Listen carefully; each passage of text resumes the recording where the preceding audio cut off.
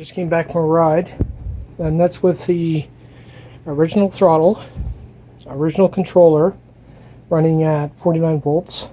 The motor still gets hot. It's brutal. Even the controller gets hot. So it's definitely a 36 volt. There's no way around it. You can't even overvolt it. If I was to ride this in the summer, the motor wouldn't overheat. It would get hot, but that controller would blow. That controller was pretty warm. So it's definitely 36 volts, and there's nothing else I'm going to do with it. I'm not going to sell it, so I'm going to use it as a separate unit. Like I said, throttle over here will be 36. Thumb throttle over here will be 65 or 70. It'll work out. It's actually on a full charged battery. It's not bad. It's got some power.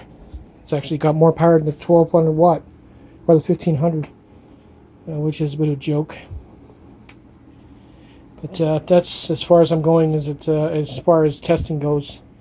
I'm going to get my thumb throttle and my new wheel in, and we'll wire up the other half of the bike. Later, guys.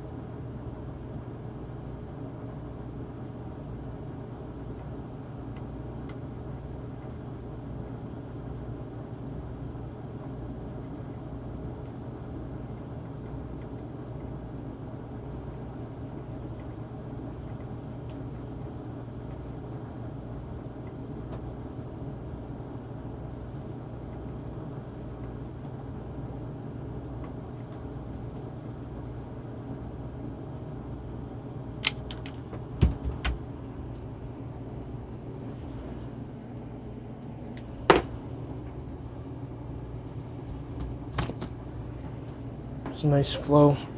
That's it. There's no point of leaving it the way it was.